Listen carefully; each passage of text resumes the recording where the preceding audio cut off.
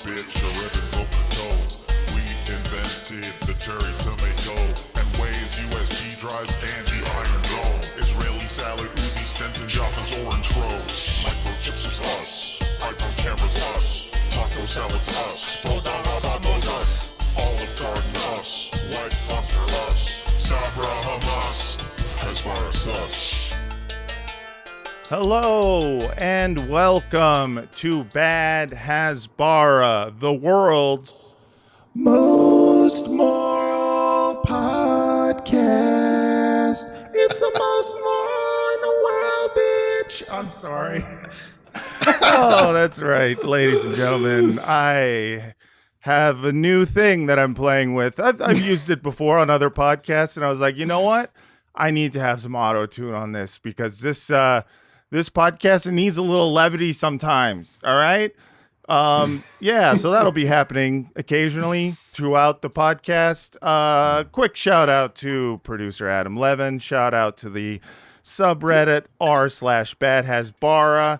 Still going strong. JP Ben, all the mods out there, just crushing it. And a reminder to go to Chicago during the Democratic National Convention, because on Monday and Tuesday, August 19th and 20th, my wife, Francesca, and I are going to be at Lincoln Lodge in Chicago. We're going to be doing a live podcast together, and then we're also going to do some live stand-up. Sorry about my throat. I don't know why. So buy tickets. Ticket link is going to be down there. All right. I've done that. And now it's time to introduce the world's most moral host. Daniel Mate is here. Wow. Not even co-host anymore. No, dude, you're official now. You have fronted an episode. That means you're official. It's like, what am I going to say? We're both co-hosts? That just sounds weird. It's like we both sound like we're not, like no one's hosting. You know what I mean? I feel like Egon Spengler when Peter Venkman handed him that chocolate bar and be like, "You've earned it." This is maybe the third podcast in a row you've done where you've done a very specific Ghostbusters reference. Oh yeah. Did you just watch it? No. My mind is constructed as if I've always just watched Ghostbusters. It's just. But to me, it's like it's scripture. I gotta say, didn't we hear that autotune when you did the "Suck My Fucking Dick"? To Elon Levy. That's true. Well, I mean, to be fair, actually, that was using a separate piece of software that had a vocoder on it. That one was much more specific. This one is just kind of like you set it to a key, and I always forget what key it is, so I have to kind of find it. So it's like, "Hey, Daniel, I had to remember what the key is. Where are you going? I'm going to the piano to a step.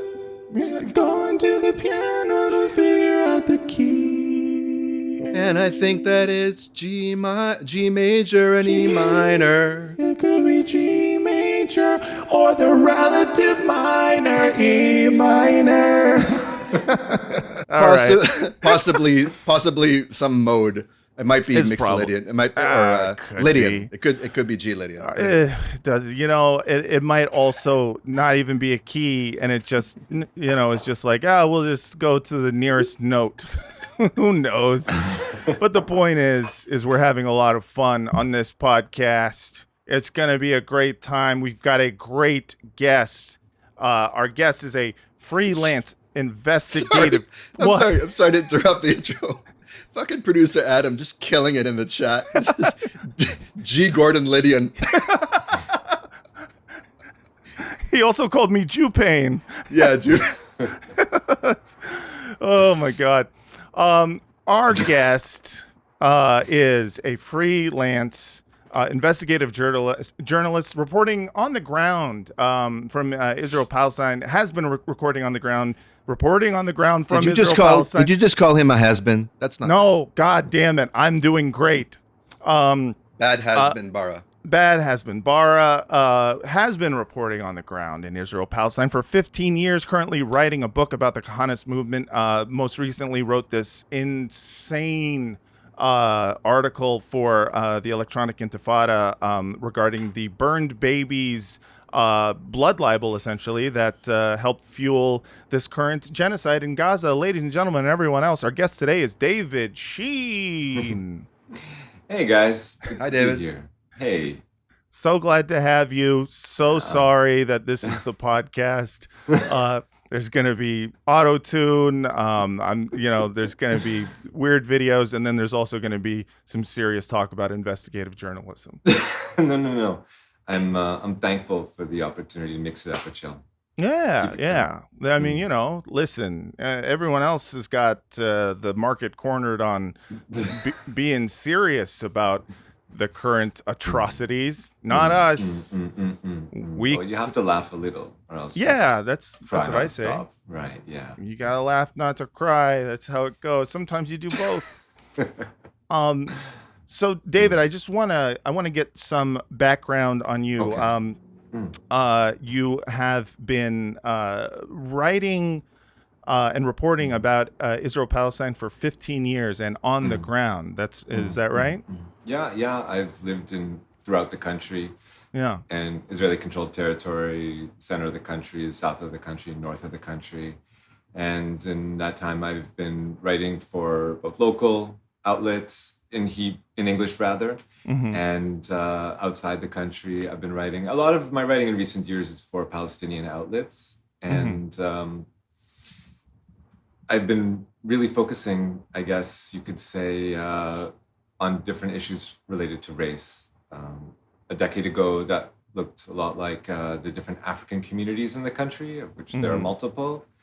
And in recent years, it's been a lot about the far right and their ascent into power. Right. So from what I understand, Israel throughout the years has gotten more chill. Famously, everyone there there's a lot of disco dancing, a lot of parties in Tel Aviv, capri pants, designer drugs, but yet ayahuasca, which of course was invented by Israel. No, that's Zio-Huasca. Yeah, Zio-Huasca. you just automatically endeared yourself to through all the rounds, and you are now in the inner circle of Hasbara. Yes. One of us, gobble. Yeah, just ayahuasca is great. You're just going on a vision quest, but your visions are just of blood. That's actually so pointed because it just I've been in the ayahuasca world. I was for years. I sort of married into it for a while, and that didn't last. And my dad used to lead retreats doing therapy with it, and I've seen the power of those medicines, but I've also seen that people tend to idealize them as if only we could get Benjamin Netanyahu and Sinwar to drink ayahuasca or Trump and Hillary or whatever. And the fact is that in and of themselves, they don't change minds necessarily for the better or the more sane. It's certainly not politically. They don't address questions of. They don't enlighten. They don't make people more like what we wish they were. So when you hear about a country like Israel getting all into psychedelics and ayahuasca, it sounds all promising. But I've heard stories of people who have tried to do Israeli-Palestinian healing with psychedelics, but that does not necessarily or even usually pierce the fucking structural thing of you got to face certain things about power dynamics and differentials and anyway, that's why. That's no. It's no cure-all for Zionism. Yeah, but very interesting. It would be sick if it was a cure-all. That would be so dope. Just drop some LSD in the water supply. Yeah, all of a sudden Benjamin Netanyahu's just like, you can have the land back. We'll do democracy. We'll do a real democracy. I'm so toasted right now. All right, I'm sorry, guys. I have the effects. I'm gonna use them. No. Benjamin Netanyahu puking in the middle of his press conference, just purging. I love my Arab brothers and sisters. All right, I'm fine. I'm Israel, so sorry. I'm Israel so high right now. I'm Israel high. Yeah. Oh, boy. Oh, we're having fun. But yeah, so what's interesting, I think, regarding kind of the rightward shift in like Israeli society is it's also coincided with like a pretty like robust Israeli PR campaign, a Hasbara campaign that is made to make Israel look like, you know, this bastion of the left and progressivism within the Middle East. And this is their main line whenever they're, you know, trying to tell you why you should be okay with killing Arabs is because Arabs are actually reactionary and backwards and they don't like gay people and all that. So I want to ask you about that in your own personal experience. You know, like what have you seen on the ground? What have your eyes told you is actually happening in Israel? What have your lying eyes told you is happening? Yeah. Well, of course, it is scary because every year it seems to get a little worse. I mean, both anecdotally and also numerically, we can chart it because Israeli Democracy Institute, you know, does surveys and they find that every few years, Israeli youth are less and less likely to be willing to study in a classroom with a non-Jewish person or live in the same apartment building as a non-Jewish person. So we see it in the numbers, but you also feel it on the streets. Of course, it's hard to measure over time, but it has been certainly significant. And more to the point, it increases even within the year from season to season. When there's a group of Jewish holidays, one after the other, all of a sudden you feel like there's more incidences of racism. I've definitely experienced that. Especially that quintessential sequence of holidays, right? From, was it Yom HaZikaron, Yom HaShoah, or in the other way around, right? Yom HaShoah, Holocaust Remembrance Day. Right. Yom HaZikaron, you know, pour out a little liquor for all the brave boys and girls who got killed in the effort to occupy Palestine. Memorial Day. Right. And then Yom Ha'atzmaut, Independence Day. Right. And that all comes just on the heel of Passover, which is also a nationalist holiday. Yeah. So that's really a time when and even just after Purim traditionally is also when there'll be like more grave vandalism or more lynching attacks in public places. So that more Palestinian face, right? More like pageantry of people dressing this year, dressing up like starving, bombed Palestinians in the street and doing like Esther Mordechai kind of pageants as Hamas, as dead Palestinians, or as lynch mobs, as 1930s United States KKK white hood lynch mobs. We've seen that at Jerusalem schools as well. Wow. Yeah. It's funny. It's a mask off moment, but they're putting a mask on. You never really see that. It's shocking. The Zionist version of the Karate Kid, Mr. Miyagi saying to Daniel-san, mask on. Mask off. Mask off. Mask on. Mask off.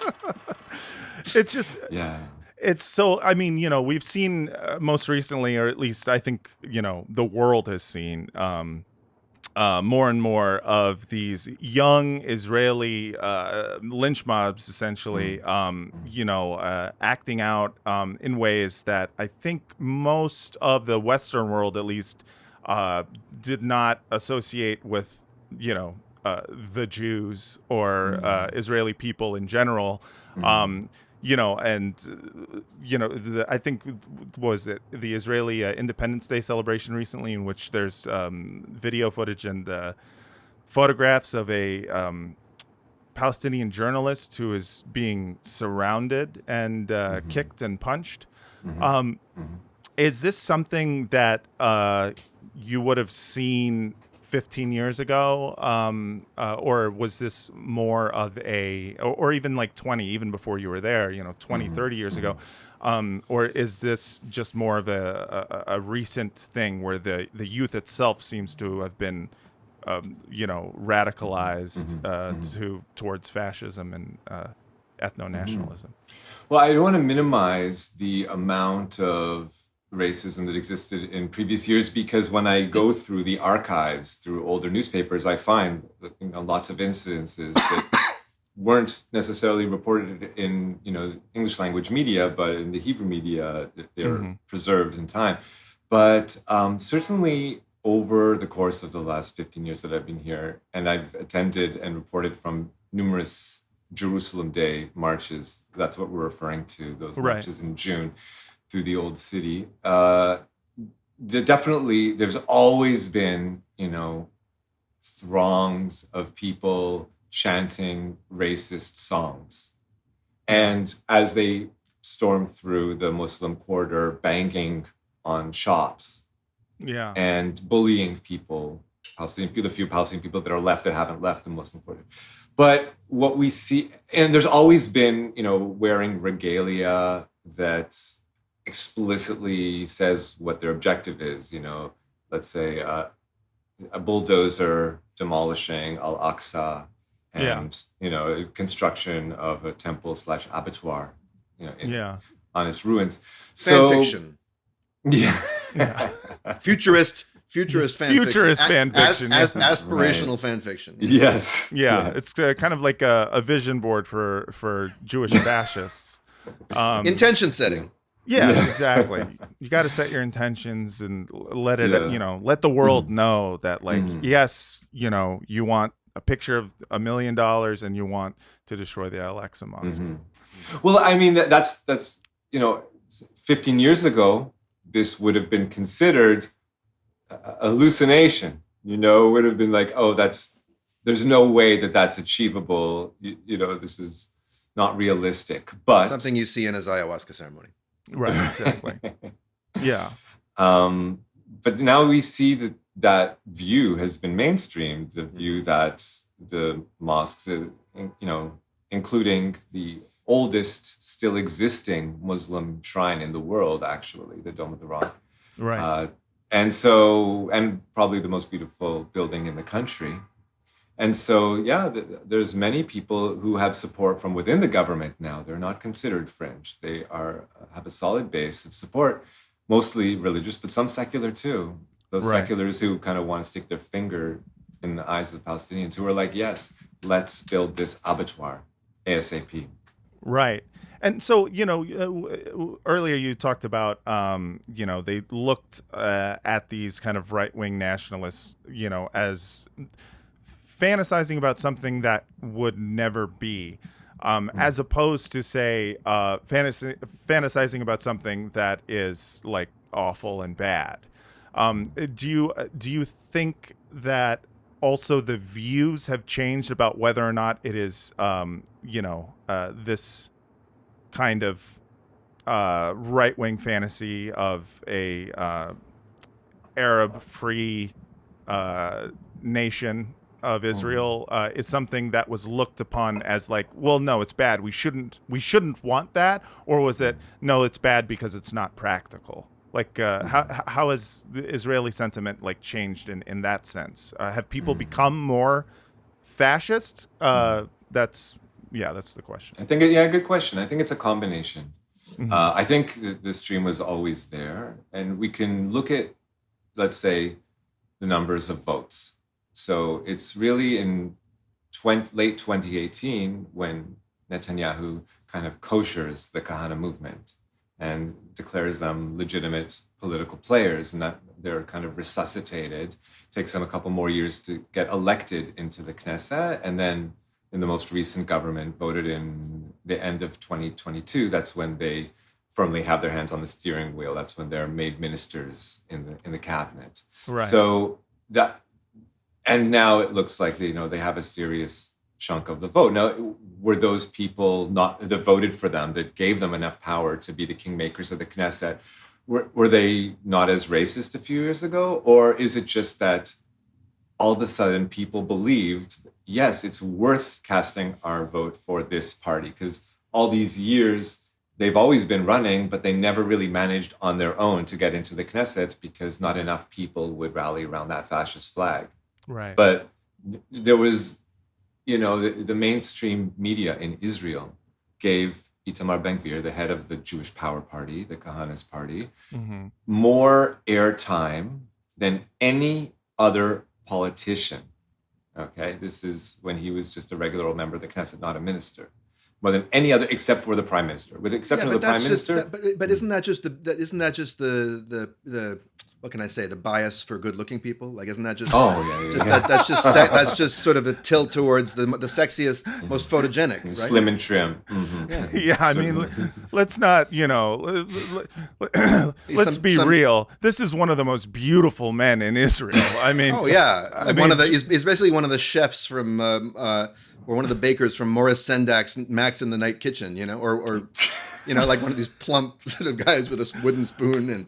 I mean, just hold on. Let's just look at this man real quick. Look at that. Beautiful guy. Just that sort of beautiful amphibian. Yeah, just like just a tan turtle who's out here. He's just trying to make Israel a better place, man. Well, what a gorgeous Rocco's Modern Life looking ass turtle he is. Yeah. Sorry. Did we lose you? That's okay. No, I'm here. Did you have to puke? Did you have to? Hey, I had to puke. All right. Okay. Yeah. No, look, the guy's garbage, but the Israeli media gave him a platform that is completely disproportionate. And so they normalized his perspective, his critique. And so the whole body politic was moved. If I move to the right, is my camera going? Oh, look at that. Oh, see? wow. Yeah, there it goes. Some new techniques. But that's what happened to Israeli society, that all of Israeli society shifted to the right as Ben-Gvir was normalized. And more people realized also that they can come out of the closet. Not they were ever in the closet, but that they could cast their votes for this small party that didn't make it past the minimum for many years. And this was the Jewish Power Party? Or are you talking Jewish Home? Yeah. No, I'm talking about Jewish power. Now, the truth is that even the religious Zionist party is like they're pastel Kahanists in the sense that they have the same ideology and they have some of the same roots and some of the same members that go back and forth between the parties. They just don't have an official allegiance to Kahana. But for example, Smotrich, the head of the party, his father is the secretary of Rabbi Dov Lior, which is like the top Kahanist rabbi for the last 50 years. So they're drawing from the same well of Jewish supremacy, the same, of the most racist figures in the country that have incited for ethnic cleansing for decades. And so really that whole messianic movement that's now this big block and has taken over some of the most important ministries in the government, including part of the defense ministry, the police ministry, that's basically giving you a monopoly on physical force. Right. These are dangerous characters, and just to drill down on what they believe in, it's not only that they want to ethnically cleanse. It's not just that they're sufficiently, that they're satisfied with apartheid. That is not enough for them. It's not enough. They need the country to be ethnically cleansed, and furthermore, they want Israel's borders to be expanded. They want it to become an empire. Right. Oh, they want Israel to have borders? Well, at least ultimately, that's a step forward. I mean, Israel doesn't. Israel depends where those borders are, Daniel. Well, no, but I mean, at least they want to define it, for fuck's sake. No. Well, it's funny. So we know where to. In the first phase, there are promised borders, from this or that alleged. Prophecy, but which is also this wishful thinking stuff, that someone wished thousands of years ago or whatnot. But more to from the Mississippi to the Ganges, right?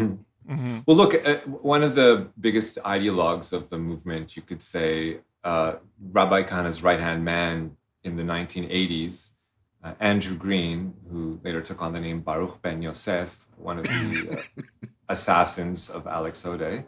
Right. LA reference. So yes. Baruch Ben Yosef, he's still a major figure in the movement. He is a lawyer who has argued in the Israel Supreme Court dozens of times. He does a podcast every week from Al-Aqsa. And he has a podcast? Yeah. Or he live streams from, He's always talking about this kind of ideology, you know, promoting Welcome to Al Toxa in the morning. God. Exactly. With Moishe and the Big Kahuna. Yeah. So in one of his lectures, anyways, that he's given in recent years, someone from the crowd asked him, well, what about South America? You know, because he was talking about expansion of the country. And someone said, well, you know, there's tribes in South America now that are claiming Judaism, so maybe we need to expand into South America. And according to Baruch Ben Yosef, it's like, well, theoretically, there's no limit. I mean, God's, you know, must reign over the entire world. Good. I believe. So he's the master P of Zionism, no limit. Yeah, that's right.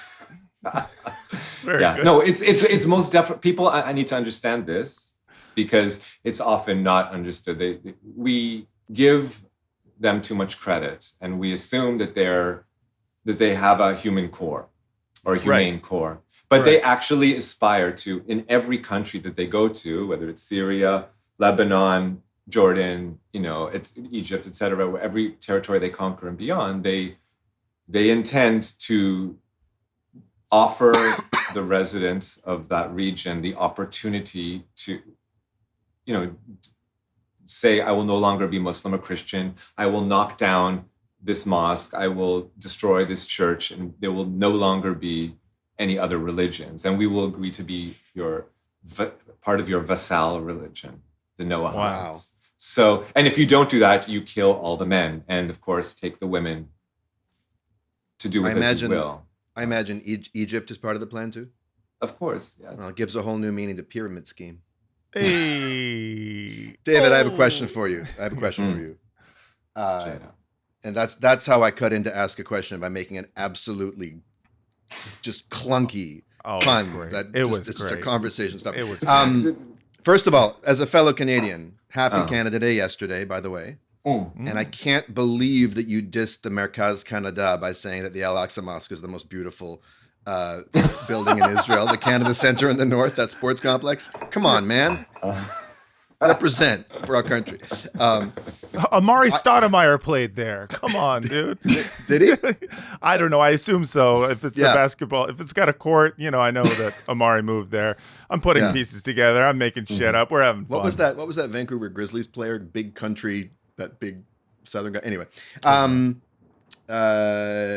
So I was at a screening last night of this new film produced or released by Zeteo, which is Mehdi Hassan's new venture.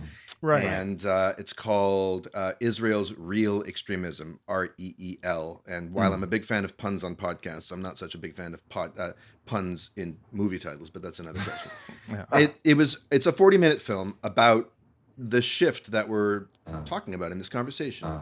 And part of me was a little kind of nonplussed by it. I think it's like Israelism. It's a good 101 for a lot of people who need to see this stuff.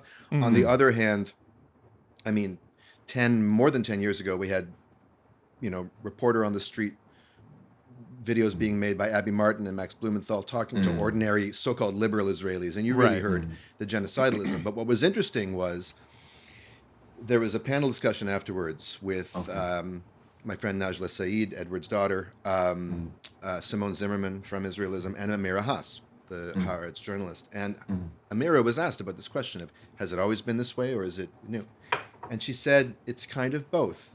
And what she pointed to, what's shocking to her, is the way all of the guardrails have been taken off.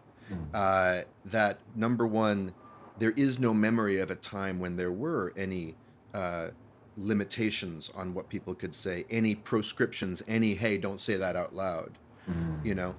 And similarly, like, the media is now, like you just said, amplifying these voices. They are the most telegenic, ideologically telegenic, which includes encouraging the TikTok videos from Gaza that Israeli soldiers are putting out. That's what I have noticed is the most shocking thing, is that the gatekeepers of Israeli media and mainstream culture are saying this is our function to amplify this for morale, for the country's morale, which is a level of cynicism and nihilism that I think is unprecedented. Do you think that's accurate? Does that resonate for you, that that there's been a shift in terms of not even trying to pretend to hide it anymore.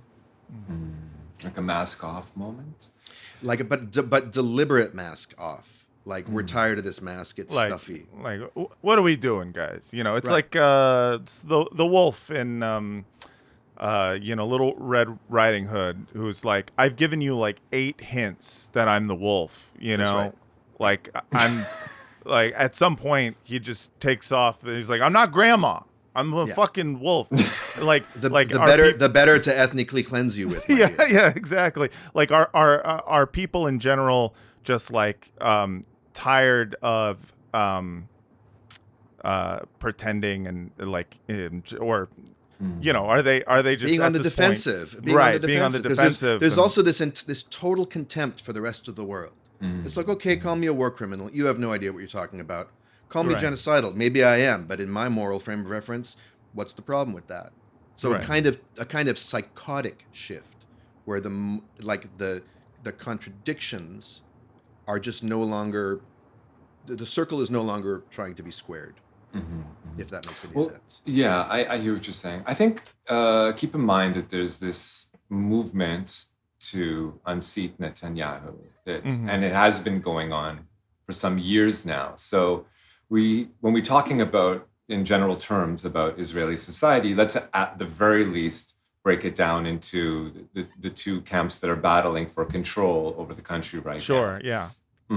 So there's people who, let's say a majority of the voters in Israel want Netanyahu to step down. But a supermajority hates Palestinians more than they hate Netanyahu. And so as a result, Netanyahu can manage this. Now, as long as he's managing this operation and the people who are in power are ultra racists. So over time, think about it. They are the people who run the education ministry. And that means that they dictate what will be the curriculum in Israeli schools. That's causing rightward shifts. Think also that as time goes on, there's less and less people that have a memory of what it was like before the separation barrier, that was built in the mid 2000s. But if you were, an adult before the Second Intifada, then you have memories of going, maybe not to Gaza, but at least parts of the West Bank. I mean, Palestinian parts of the West Bank. Maybe it was to do some shopping. Maybe it was to get your teeth cleaned. Maybe it was to go to a restaurant or whatnot. So most Israelis could at least point to someone that they had even a passing relationship with who was Palestinian. So you couldn't... Right.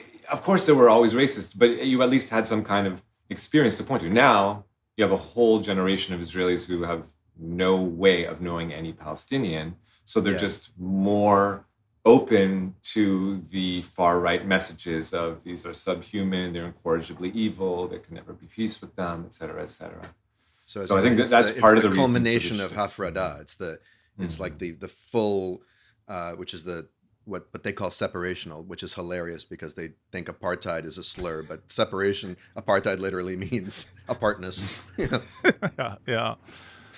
I mean, so I want to get into Kahanism and Meir Kahana himself, because I think a lot of people don't actually know either of those things. This is a little bit of 101 for people who are still learning, and I think it would be important to do, but I also think it's very important for people to buy products, which is why we need to take a quick commercial break, and then we will be right back to talk about Kahana, who is a lot of fun. So stick around, and we'll be right back. These chicken wings brought to you by Kahana. That's right. Kahana wings. Num, num, num, num, num. Separate the wings. All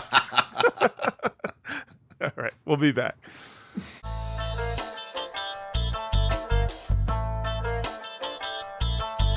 And we're back. All right, we're here with David Sheen, and we're talking about all sorts of things. Before we get into Kahanism, just a quick question for you, David. Yes, please. Sure.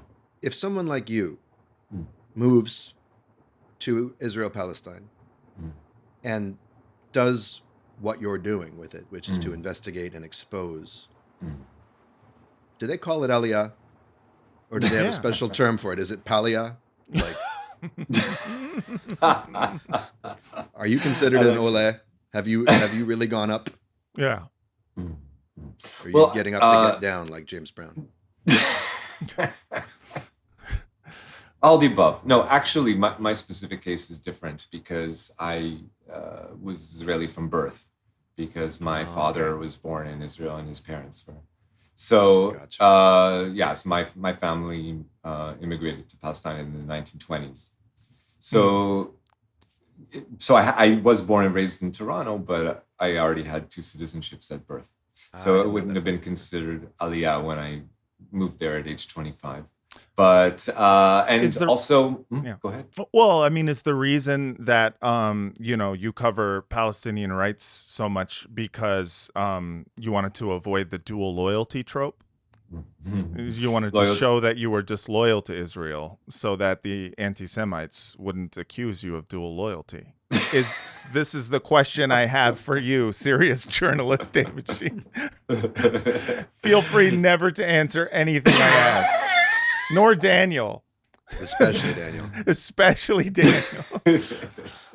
Well, I didn't even come with the intention of doing that. I was documenting, ecological architecture. When at that time, 15 years ago, I did a TEDx talk on that topic, and I made a film about that topic, and I was writing about that topic, but then I was, living in Tel Aviv, and at that very moment, I was, editing and writing for Haaretz newspaper, but at that time, there was a new race war that emerged in the late 2000s, early 2010s.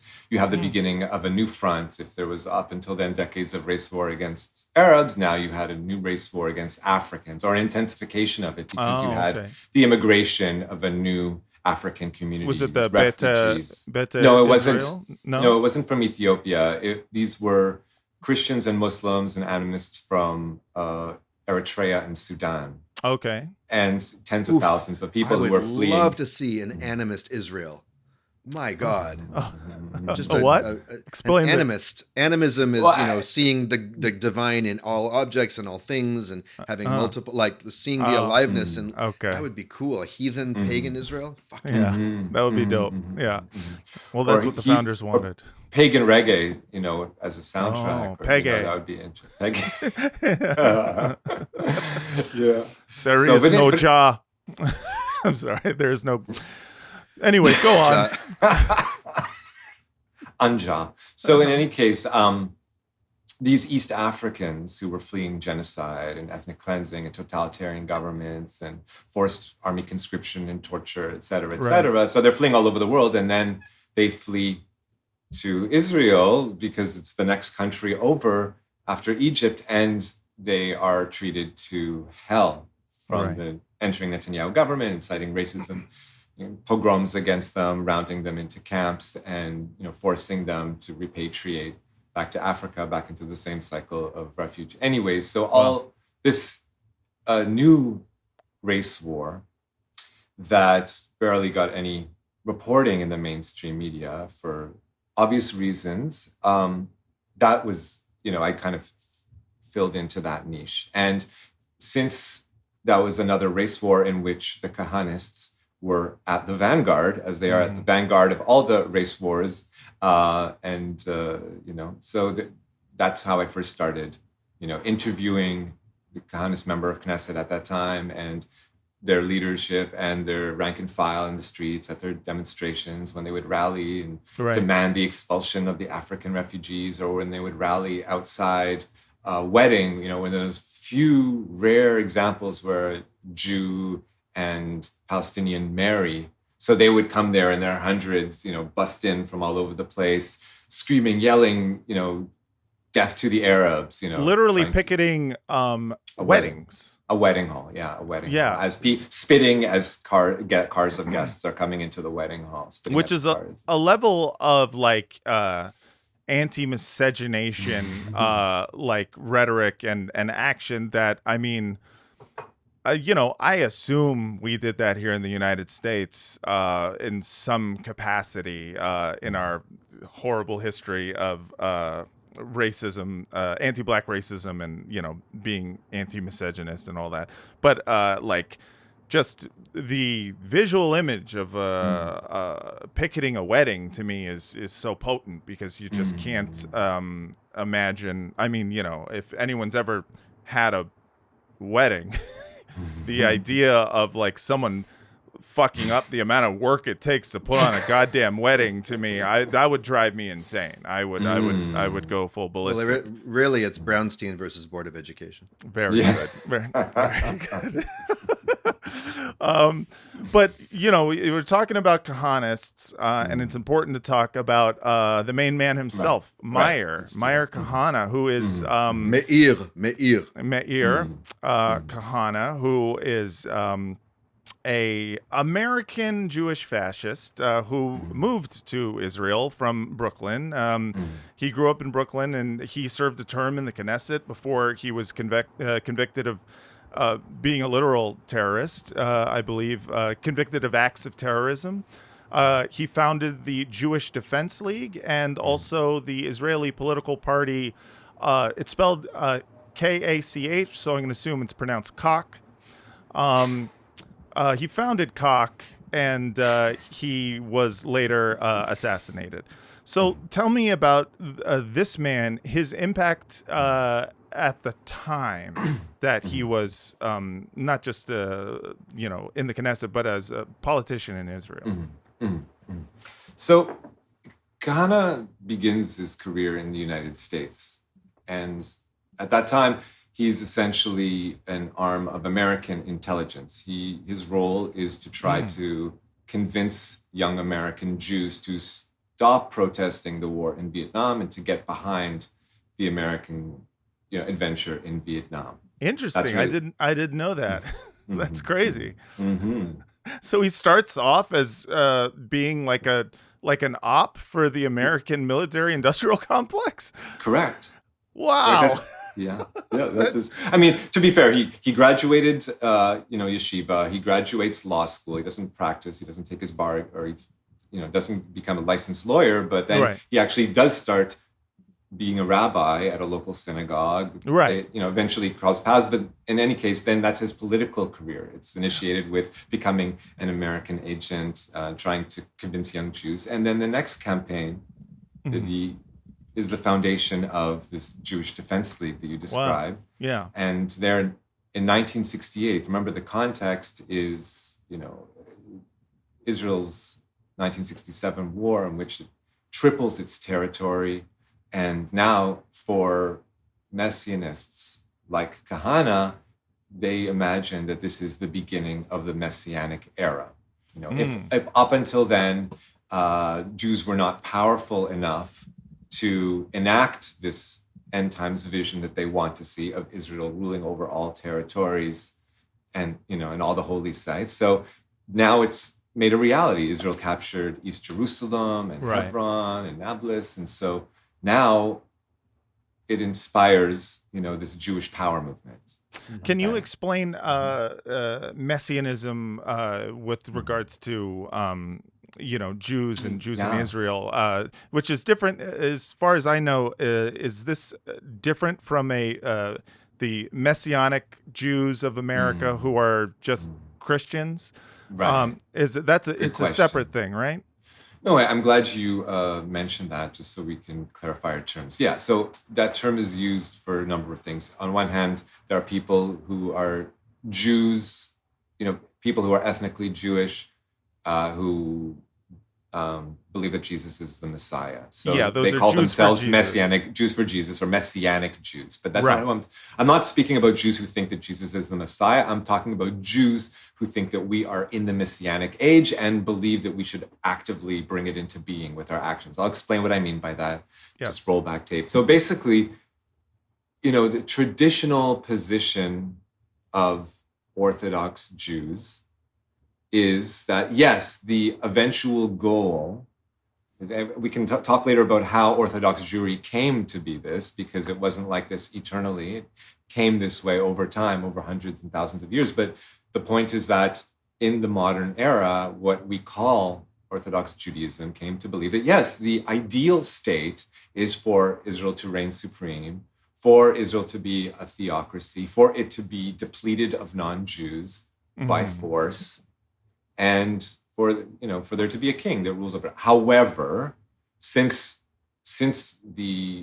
what we understand as modern, as Orthodox Judaism is, let's say, 1500 years old, since we have the Talmud, okay, which is like the Jewish New Testament, which is like the Bible of Orthodox Jews. So for the last 1500 years, there has never been Jewish power on the level of statecraft, right? Right.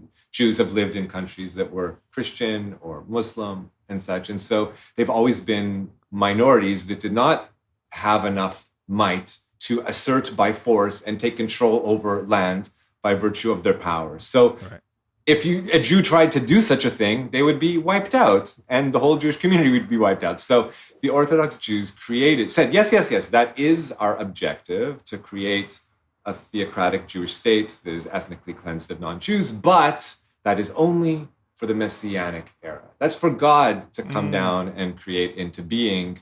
It's not for us. That became the traditional ultra-Orthodox position. Yeah, we want that, but we're going to be pacifists, not activists. Which, in a sense, informs Neturei Karta's objection to Zionism, right? 100%. Now, I don't hear them saying, now someday we will take over that land and oppress everyone, but not until then, Palestinians are equal human beings and the Zionists are infidels. I hear them saying, and I heard a really good interview Glenn Greenwald did with two of them recently. It was excellent. And I don't need to cross-examine what they really believe, but they are keeping that, at least the tradition of let's wait for the days of Jewish supremacy. Mashiach. Until which is is that right? No, it's very much so. And so that's, we can say that the Neturei Karta and other groups like them are the few that remained of that traditional ultra-Orthodox position that we came into modernity with. But obviously, since the modern Zionist movement, it managed at first to make inroads with just a small minority of the Orthodox community. And then over time, they have come to, inform the politics of almost all of the Orthodox and ultra-Orthodox communities. And now Neturei Karta are just a small minority that still cling to that original. Right. And yes, you're right. They aren't, we don't test them on their end times vision. But to be fair, we don't test, we're living in a society, pluralistic society, where we're trying to live with people of various religious ideas or political ideas that we don't necessarily agree with. So if they're benign enough to, if you're cool enough to come to a protest, you know what I mean? Right. For Palestine, if I'm going to give Candace Owens credit for having Norman Finkelstein on, I'm going to take the Neturei Karta's support in good faith and be like, that's a boon to the cause. Right. Yeah. It is. It's one of those things where, at least within the Jewish community in the United States, people, including non-Zionist Jews and anti-Zionist Jews, are like, well, don't look too closely at what other things they believe. You know what I mean? Because they certainly have their issues as well. Or how they treat their wives. Yes. But you take what you can get. And if you can get, Hasidic looking Jews, saying free Palestine, you're like, cool, put it in. Put it in social media. And their spiritual view on it, I find very, very compelling and actually very inspiring. It reminds me of the best of Judaism, like the value of exile, the divine gift of exile in a sense, or at least the task, the obligation of exile. And it also helps when you see the anti-Semitic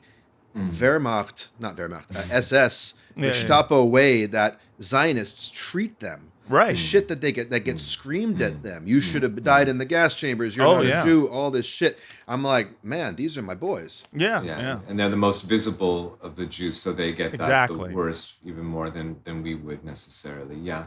So, but I'll let them speak for themselves. But basically, just to understand the context in which we're coming in, so that again, just to reiterate, that idea of a messianic age where Jews reign supreme and ethnically cleanse the non-Jews was traditionally left for the messianic age. But in 1967, once Israel expands its territory thricefold, then all of a sudden people start thinking, well, maybe now we're in the messianic era. And that's when Kahana steps on the scene, and he founds the Jewish Defense League. And there's lots to say about their activities in the United States, but just briefly, their main efforts originally were to fight back against African communities, neighborhoods in which all of a sudden there was white flight and many Jews move out to the suburbs. Right. And so they became less Jewish and more Black and Puerto Rican over time. And so he exploits this, to create animosity between the two communities. At the same time, laces up alliances with the local right-wing voting communities, the Italian Americans of New York, and works in conjunction with the local mob boss to do so. And then they actually, after those episodes of being an arm of American intelligence, then Kahana becomes an arm of Israeli intelligence. And so you have the leaders of Israel's underground militias of the 1940s, the Jewish terrorist groups who, committed atrocities against Arab Palestinian civilians and who ousted the British from Palestine with their bombing campaigns. So those same bomb makers then transmitted the knowledge of how to make bombs, the bomb craft, to the JDL. The people who were fundamental were those people who went on to serve in the Israeli government, including Israeli Prime Minister Yitzhak Shamir. Right. He starts out working in the Lehi, right, one of the Israeli Jewish terrorist groups, and then he ends up introducing Kahana to the bomb makers of the Irgun. Wow. And so then and then with that skill set, the JDL then goes on a bombing campaign around the United States and shooting campaigns, mainly against Soviet officials, because the issue that they took on at that time, this is, again, the height of the Cold War. And there was also a détente between the US and USSR, but from Kahana's perspective, they now demanded that Jewish people in Russia, in the former Soviet Union at that time, be allowed to immigrate to Israel, and preventing them from doing so is a grievous human rights violation that justified terrorism. Well, and we have to say that the mainstream Jewish community in North America, at least, took that cause on. I didn't know that it was a Kahanist cause, but when I was a kid going to Temple Shalom and I'll name names, in Vancouver, we would come home with tzedakah boxes, charity boxes, and asking our parents to donate to what cause? Both planting trees in Israel, to replace the Palestinian olive trees that got uprooted, I guess. The indigenous ones, planting Douglas firs in Israel or some stupid shit. But also the cause of the Russian so-called refugees, the ones who wanted to leave. And I remember this is the first time I ever realized that A, anti-Zionism was a thing, and B, I was the son of an anti-Zionist. My dad said, I'm not giving a fucking penny to that. If they want to donate to the Palestinians, I will. And I said, who are the Palestinians? I was 11. But that cause, I remember in the mid-'80s, was really championed, and not just by extreme right-wingers. I went to a Reform synagogue. That's just it. This is one of the ways in which the Kahana movement ingratiated itself into the Jewish mainstream.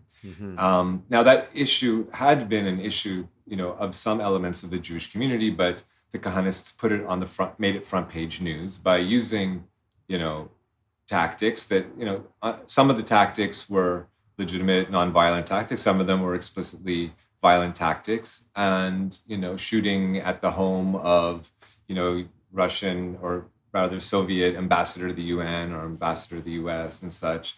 And in fact, they ended up taking the life of, they firebombed the offices of Saul Yurok, which was a Jewish American impresario who organized many, many concerts, including these concerts of Bolshoi ballet and such. And the Kahanists demanded that everyone BDS the Soviets. And so because this Jewish impresario hosted or organized concerts of Soviet cultural troops, so they firebombed their offices, and I mean, people were injured, and one woman was killed. She also happened to be Jewish, one of Zio-Huasca's secretaries. So, and these guys got away with these murders. Yeah, they got away. Well, that wasn't a murder. They were McCarthyists. They were McCarthyites who were willing to do more than hold, House Un-American Activities commissions. They were willing to just murder, just go murder motherfuckers. Yeah. Straight terrorists. Terrorists. Yeah, McCarthyite terrorists. Yeah. Look, I mean, just a word about the Soviet Union at that time to put it in perspective. Although I'm not an expert on Soviet history, but my understanding is that it wasn't that only Jews were not allowed to emigrate, or only Jews didn't have full cultural religious rights, because this is a country that was, state atheism was a prescribed religion, right? And there were efforts to de-religionize the entire population and say, we need to modernize and leave synagogue and church and mosque behind. And also, it needs to be said that at the same time, the Jews were being culturally genocided in the parlance of Kahana and his ilk. Right. There were Jews around the world who were literally being kidnapped, tortured, and murdered in Argentina by the thousands. Yes. And there were no efforts to raise awareness of the plight of the Argentinian Jews because they were left-wing. Exactly, because they were socialists. They were left-wing. Right. So, weren't they the victims of what was actually the biggest massacre of Jews since the Holocaust? I keep hearing Argentina mentioned. That's right. Yes. Can you tell us about that? That's absolutely correct. The official Jewish community, and certainly the right-wing vanguard of it, the Kahanists, they were utterly silent on the issue of the actual people being murdered, not just the threat to cultural, the assimilationism, the forced assimilationism of Jews, which is a literal genocide as opposed to the murder of thousands. So this is emerging as a kind of theme of modern Hasbara, which I'm starting to notice, because they do it with the Arab, the Arab world too, in terms of the life of Jews in the Arab world. They take cases where Jews are among the marginalized, they're among the oppressed, they're among people who didn't, because they were literal minorities, right? Or taking cases where Jews were part of other oppressed communities, like ideological communities like communists, and they want to sell it as this is a case of rank anti-Semitism with Jews being targeted qua Jews.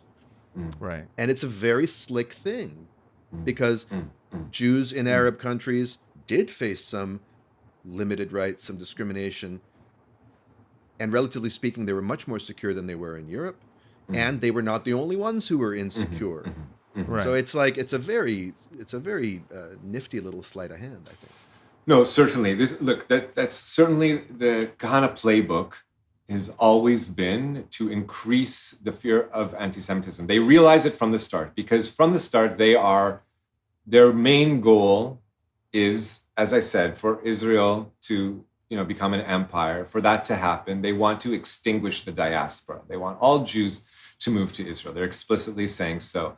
And they admit that America, Kahana admits that Jews have not had it as good in any part of the world, in any part of history, than they did then in the United States of America and do today. And so how are you going to convince Jews who have it good compared to other periods of history to abandon the American dream, to move and become an Israeli? How are you going to do that? Well, the way you do it is by putting the fear of anti-Semitism in them. So sometimes that meant things you describe, like taking a story that exists and then anti-Semitify it by 25% or whatever. In the telling, it becomes scarier. But then there's events where they explicitly invent anti-Semitism in order to, for example, Irv Rubin, who is national chairman of the Jewish Defense League for many years in the Los Angeles area, he and his crew, they would go to a Jewish cemetery and they would topple over headstones. Right. Because then the next day they could say, "Whoa, look at these Nazis toppling over headstones. We need a Jewish defense force to come and patrol the area. Jews aren't safe here." Yeah. Have you heard about this happening in Toronto these days? You know, Toronto's there's been. I'm not saying there haven't been genuine incidents of anti-Semitism, vandalism on synagogues, but at least one or two of the the window breaking or graffiti or arson incidents in Canada. It turns out that the person who did it was a member of the synagogue or was Oh Jewish. my God. Yeah. That's also true. And as you say, there's incidences where, like, let's take in 1994, okay, or 1993, 1994, the beginning of the Clinton era. Mm-hmm. At that time, you know, can we assume that there was at least as much racism as there is? Like, there's always racism in America. It didn't end and it didn't begin, you know. But in any case, Trump invented it. Right. Yeah. So in 1993 or whatnot, there's it's like the Rodney King riots. It's just after the Rodney King riots, and like everyone's on the edge of their seats, and there's just the talk of racism, and all of a sudden, a swastika is found on a synagogue in New York City. Oh my God, this is horrible. What happens? The President Clinton comes down to this synagogue to make a visit and say, you know, reassure the rabbi there that, oh, don't worry, you Jewish people are not alone. We are here by your side. It's it's good. I think that one incidence of isolated anti-Semitism, alleged anti-Semitism, isn't enough to bring a president or a presidential candidate down to this one location. But it turns out that this synagogue was the Kahanist synagogue. It turns out that they were the very synagogue that every year hosted the memorial service for Kahana after he died, where he was celebrated, where the rabbi from the pulpit preached Kahanism, said he was right, we should have listened to him, we should have followed him, we should have done what he said, he's been proven correct. This is the vision that needs, and every year, and he would grant awards to the Kahana's, followers. So this is literally what they do. They take any possible instance and manufacture it into the worst possible case of anti-Semitism when they are the biggest racists. Right.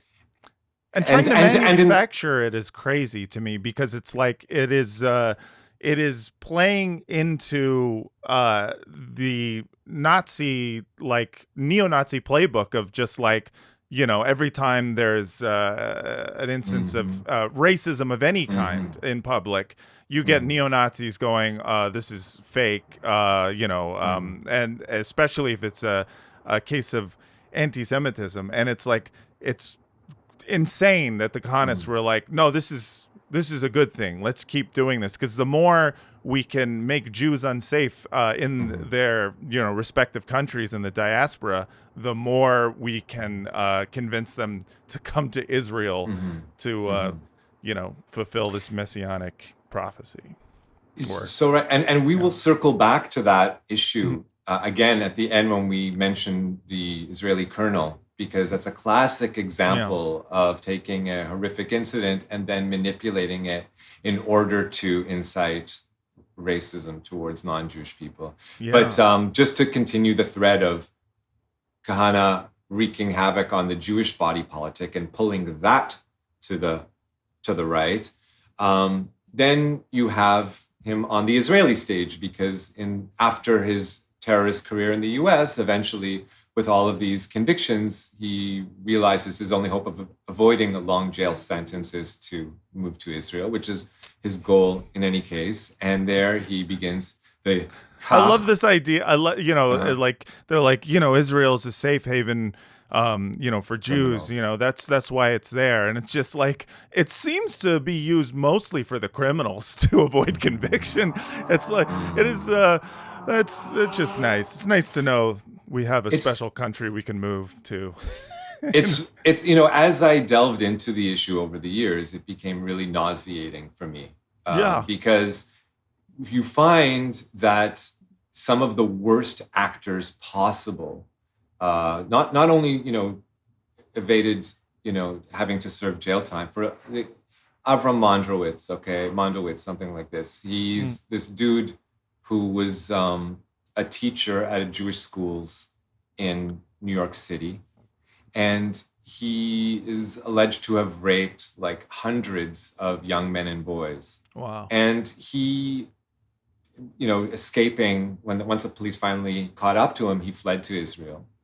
And for years and years, he got away with it, and part of the reason that he got away with it is because American body politic had become so in bed with the Kahanist leadership of New York City that the attorney generals responsible for demanding justice for these aggrieved New York City boys who had been raped, these attorney generals, they were in the pockets of their Kahanist vote getters. You had the heads of Yeshiva University, who were the rabbis who were most aligned with Kahana. They hosted him for speeches. When he died, they held his funeral service there and praised him and decried his detractors. And so anyways, these rabbis were the top rabbis of the Orthodox mainstream in the United States, who were themselves top Kahanists. They had, by virtue of their being popular rabbis, they could promise votes.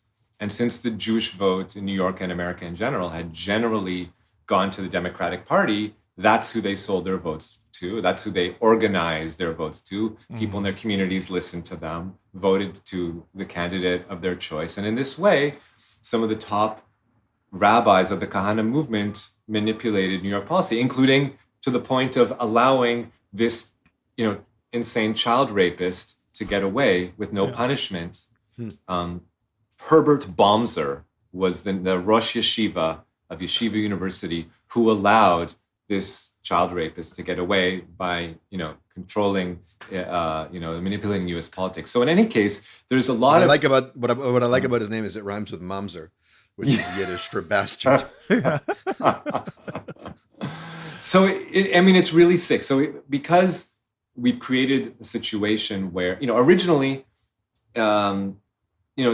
Israeli laws around sending folks back to the countries where they committed crimes, that law was changed because of Kahanists. Part of the reason was because the murderer of that secretary, the Jewish secretary who was bombed at the office of Saul Hurok, one of her murderers fled to Israel, and they changed the law. They realized, oh no, as it is, the law could create a situation where we may have to send one of these, Jewish murderers back to the United States, and we don't want that to happen. So let's change the law. When was that law changed? It was soon after. It was actually back in the 1970s, if memory serves.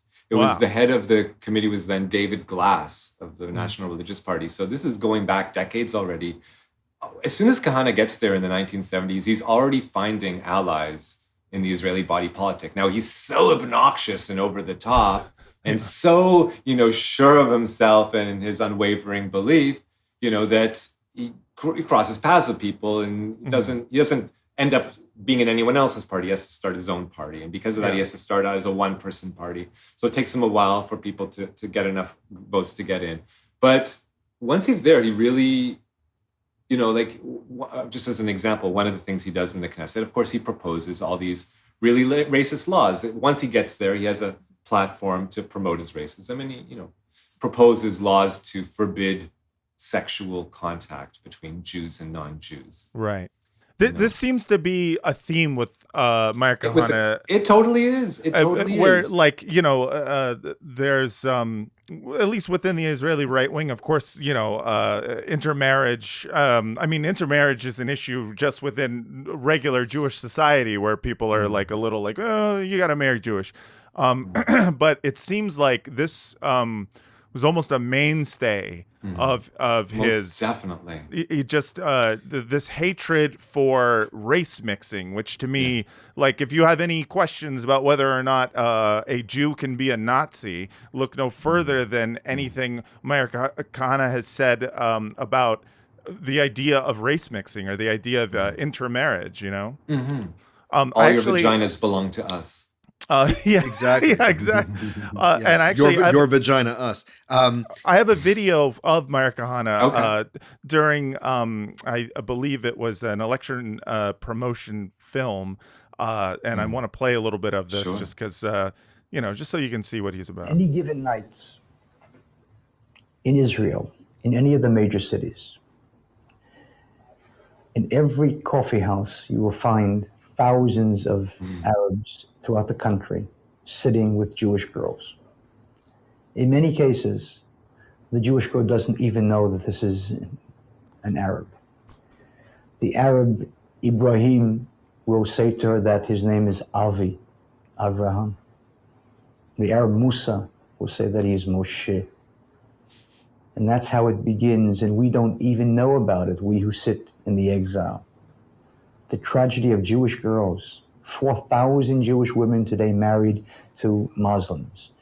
And bear in mind that in order to marry a Muslim, it means that she had to convert to Islam. 4,000 Jewish women today who converted to Islam and who are living today in our villages with their Arab husbands and their Jewish children who are Arabs. The prostitutes of Israel are overwhelmingly Jewish, and the pimps are overwhelmingly Arabs. And this is the Jewish state.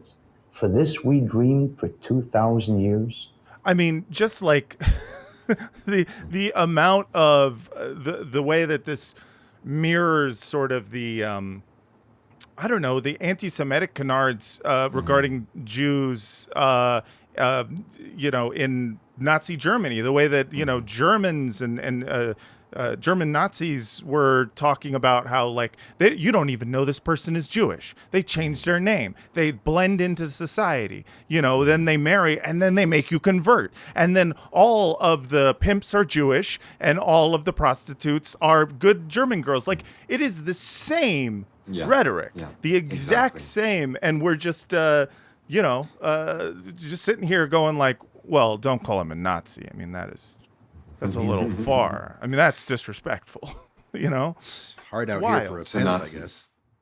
No, look, this guy is this is the whole thing about Meir Kahana, that it was a mask off moment, because what his innovation was that, sure, there are Israelis who think like this before his appearance on the political stage, but none had spoken like this or who had tried to garner votes using these mantras. So at first, actually, he becomes so offensive to genteel Israeli society. It isn't so genteel, but even that's how racist it was, that even at that time in the 1980s, there were enough to vote him into power. But at the same time, the mainstream right-wing Zionists, the secular Zionists, the ruling Likud party, some of them found him too far gone. Right. And so, in fact, the comparison to Nazis is made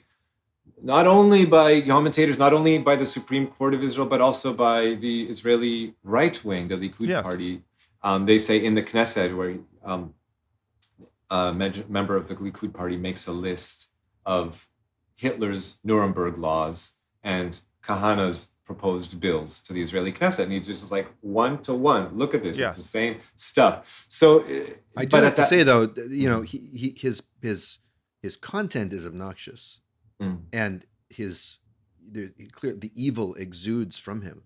But one of the things that makes him, I think, very effective, there is a charisma, a quiet, disappointed, just concerned father or concerned grandfather vibe.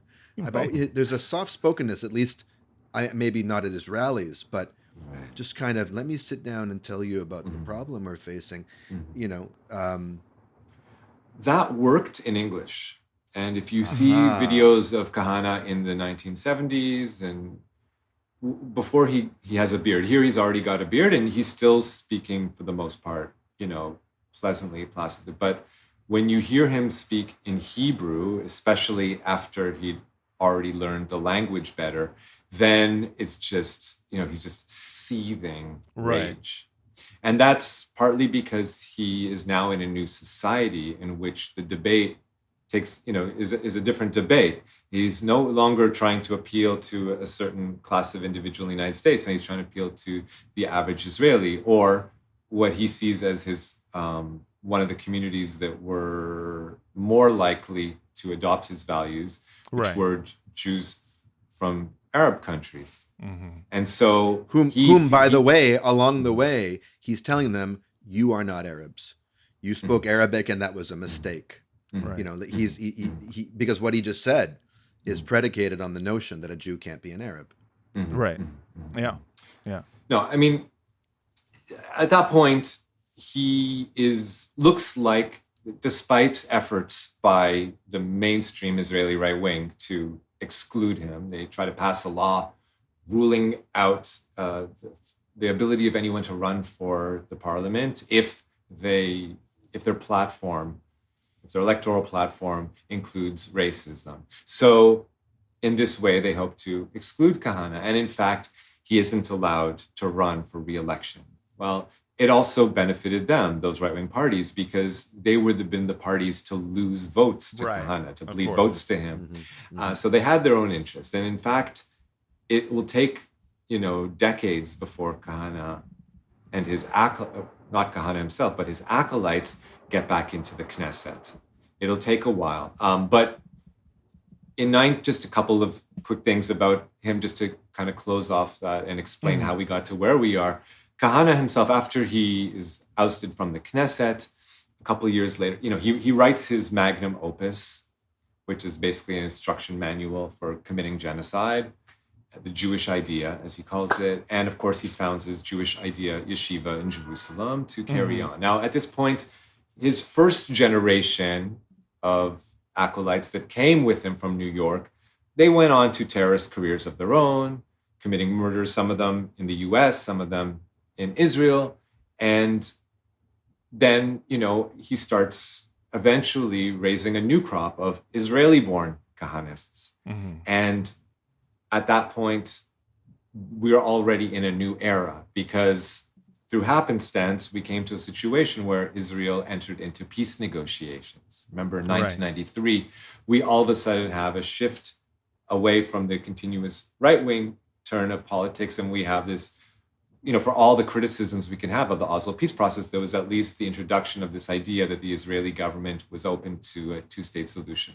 Right. So immediately, of course, the Kahana movement is at the vanguard. It's always been anytime there's like a turn to the left, like in the late 70s, when there was a possibility of peace with Egypt and a withdrawal from the Sinai, boom, the Kahanists are at the vanguard of opposing it.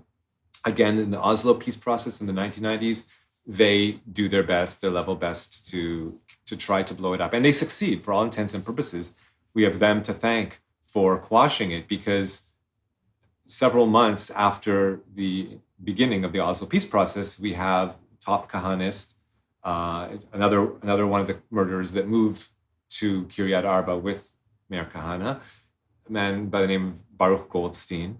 So he went into the main mosque, the Ibrahimi Mosque in Hebron, and he murders. He becomes the biggest, lone gun murderer in Israeli history. He murders 29 Palestinians praying on Ramadan in this mosque, this beautiful mosque. I was living on a kibbutz in the Negev that year. Oh wow! It happened. So that's and exactly 40 days later, 40 days after that massacre, is the first ever Hamas bombing inside Israel. Wow. Okay, 40 days is the traditional Muslim mourning period. That's Arba'in. amazing to know. So exactly 40 days later begins the first Hamas terror campaign at that scale of Israeli citizens, civilians, and then that's it. Because that psychologically pushes Israelis into another place where now we can no longer abide any possible peace plan. So really, the Kahanists managed. And then, of course, a year later, someone who attended the funeral of that Baruch Goldstein mass murderer is inspired to go on and assassinate Rabin. So what was his name again? Yigal Amir. Amir, yeah. And all the people that he studied with at university become his lawyers, and they become Kahanist lawyers. Amongst them, people who were themselves Kahanist terrorists from New York City, like Craig Leitner, Kahanist terrorist, shot up a bus full of Palestinians in the West Bank. Andrew Green, Baruch Ben Yosef, who assassinated Alex O'Day, among Ladies and others. gentlemen of the jury, hands up, motherfucker! See how No joke. This is how sick it gets. So in any case, but the Israeli media generally glosses over all these, and of course the international media doesn't notice these connections. So they are allowed to operate. Again, for some years, they're actually declared a terrorist organization.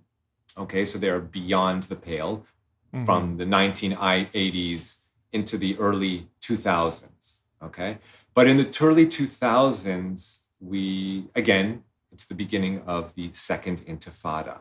Okay, and up until that point, the Kahanists, their thinking was, we're going to import weapons. We're going to actually bring in arms and start our own settler army, so that if the Israeli state withdraws from the West Bank, we'll still be able to hold it down and go toe-to-toe and, maintain this territory.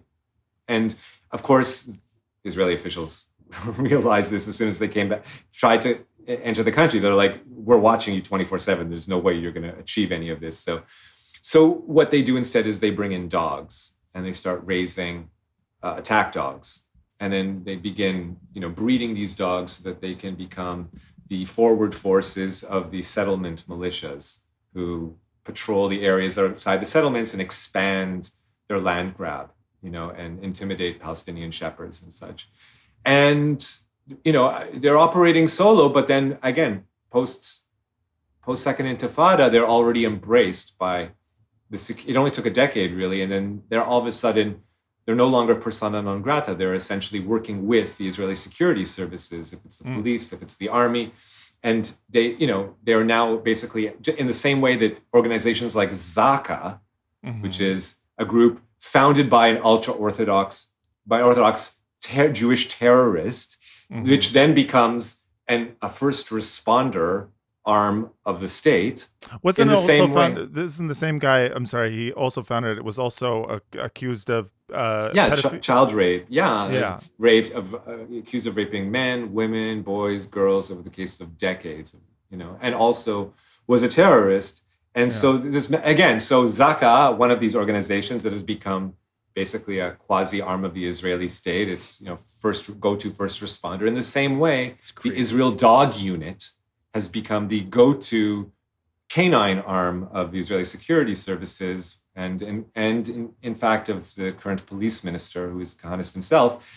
So that's fucking crazy that there's such a thing as Kahanist canine. There's Kahanist triage. Kahanist paramedics and Kahanist forensics. Because now we're fucking relying on Zaka's very careful, meticulous, manipulation of the crime scene. For evidence, and that's all Israel will give the UN is whatever the fuck Zaka said. Producer Adam says Kahanist dog, also known as a Kahanine. Exactly. No, but you're really getting at something good here. That's what at that point. I'm sorry. That needs a Steely Dan pun. Kahay 19. Oh, okay. I don't know Steely Dan enough to understand it. Okay, for those if fans, you know. The chat will be popping up about that one. I'm sorry, I couldn't not. But go on. Yeah. No. So all I meant to say was that, at that time, really, after the Rabin assassination and after the withdrawal from Gaza, the Kahanists realized really that, and all the Messianists in Israeli body politic realize that it's not enough for them to do. Their old plan was to keep campaigning on the far right, hoping that they would be the vanguard and draw all of Israeli society. Well, the problem was that most Israelis didn't really care about the withdrawal from Gaza, for their own reasons, for demographic reasons. They thought, okay, lose some territory, but lose 1.5 million or 2 million non-Jews. So we don't mind that course correction or that border correction. And so they realized that if they wanted to manifest their messianic plans of expansion, empire, that they would need to take over positions of power in politics and in culture.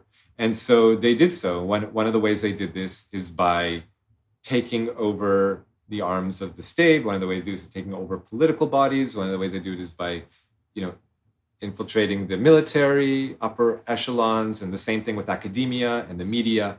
In terms of politics, they started their own wing of the Likud party called Jewish Leadership. They became such an important part of that party that eventually many rank and file members started kowtowing to them and, seeking their praise and therefore espousing far-right opinions in order to appeal to them for votes in the Central Committee of the Likud. Moshe Feiglin is the most famous of these. And, there's no shortage of, genocidal stuff he said. Well, I actually I have some Feiglin for us. Okay.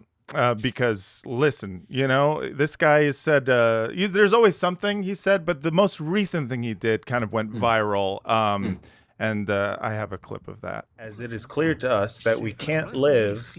So this is him doing an interview with in his Israeli news program. And this is me in the background doing the English subtitles for those of you listening. How did Hitler, may his name be erased, once say, "I can't live in this world if there is one Jew left in it. We will not be able to live in this land if there is one such Islamo-Nazi left in Gaza. And not before we return to Gaza and turn it into Hebrew Gaza." You want to turn Gaza into Hebrew Gaza? Unequivocally, yes. Because if not, if Gaza won't turn into Jaffa, Jaffa will turn into Gaza.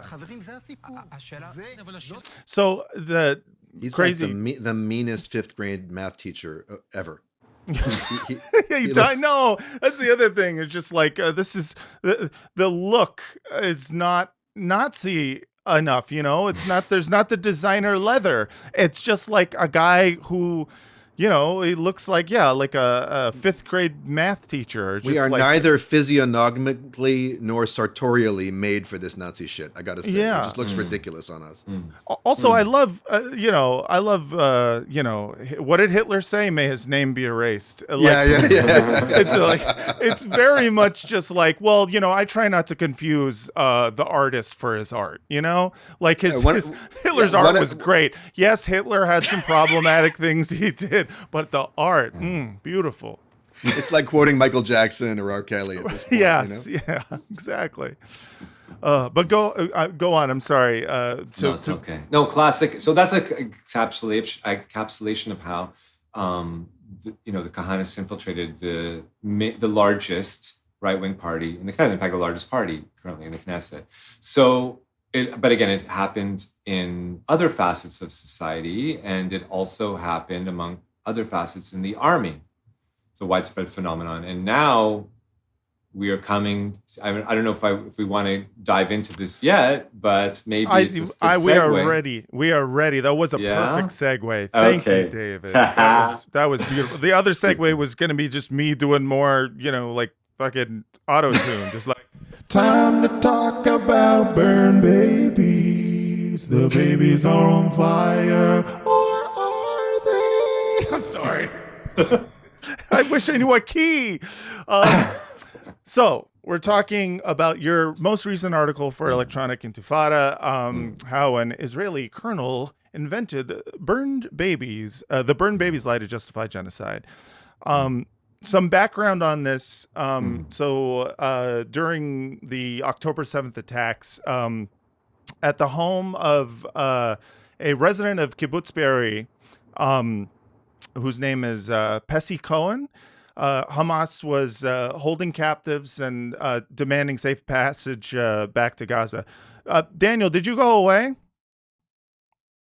Okay. Okay. I'm gonna. He doesn't want his name to be associated with these things. All right, I'm gone. I heard burn babies, not me. So there were a total of 15 captives and 40 Hamas captors, and according to a couple of witnesses, the only two surviving witnesses, the Israelis fired on the home with guns and tanks and killed everyone. The 13 Israeli captives who were left. Is that basically? Well, tell me about your article. I mean, you talk about the Hannibal directive in this, and you talk about this what essentially I consider blood libel of the burned babies kind of Hasbara that kind of permeated the news media for the first few months and continues to this day. Tell me about this kernel. Tell me what actually happened here. Sure. So just to perhaps explain how I came into the story. So I was working on the Al Jazeera 1-hour documentary called October 7th, just about the events of that day. Came out in March. I've seen it. And while working on that film, I was also, during those months, writing articles for Electronic Intifada about what, our research had revealed. And what it revealed was that the Israeli government applied the Hannibal directive, so-called Hannibal directive, very liberally on that day, and much more than it ever had in the past, on an exponential scale, some would say. And for those unfamiliar with the Hannibal directive, it's basically it allows for the Israeli military to, if there is, a military objective to protect, and you have to kill Israeli citizens, you are actually allowed to eat their liver with fava beans and a nice Chianti. I hate the name of this directive. I hate this directive name so much because it makes me think of George Peppard in The A-Team, who I love. Right? Yeah, I know. That's the worst part of it. That's the worst part. Yeah. Not the dead civilians. Right. Well, look, explain let's put it in perspective. Yes, let's please. put it in perspective. Israelis have in our memories the incident of Gilad Shalit. This was an Israeli soldier who was captured in battle and held hostage by Hamas for years. And eventually, Israel paid a heavy price, a political price, and it returned to their, gave the freedom of Palestinian prisoners, something like 1,000 prisoners that had been held in Israeli jails. So at that point, Israel does not want to repeat. It doesn't want to have to pay that price anymore. And so it says, if a soldier is captured by Hamas, better that we kill him than he be held in captive and then us have to pay a high price for his return. Right. So that was never really openly acknowledged by the government, but it was understood. There were leaks that, folks who admitted to it, that this was the operating assumption of the army. Maybe it was accepted at one point and then chucked out at some point, but it was an operating theory of engagement. But it was only supposed to apply, even in the most extreme case, to soldiers. But here we have, on October 7th, all of a sudden, there's this massive attack by Palestinian resistance. And even without getting direct instructions, although the instructions may have come from on high, but even without those, you have soldiers on the ground and forces who are implementing it, not against other soldiers, but against Israeli civilians, meaning there are Israeli civilians who are being held hostage, not in Gaza, but still on the battlefield in Israeli territory, but held hostage by Hamas gunmen or other resistance gunmen. And these Israeli commanders decide to end their lives so that they won't have to deal with having... And, in some cases it happened from the air when helicopters shot missiles at vehicles that were fleeing Israeli territory back to Gaza, commandeered. And then they could be like, look at fighters. how Hamas incinerated these vehicles with munitions that they are not in possession of. Right. And in some cases, we have a situation where, people are held hostage in a kibbutz, not on the way, but in the kibbutz itself. Now, we don't know the full scale of these because if Israel killed them, there's no one to tell the tale. We can kind of read through, and we did this at Al Jazeera, kind of very fine-tooth comb, look at all the numbers and, spoke on the phone to survivors and to family members of those people who died, were murdered. And so we can kind of put together a picture of the scale of it. But in certain instances, we know exactly what happened because there were survivors.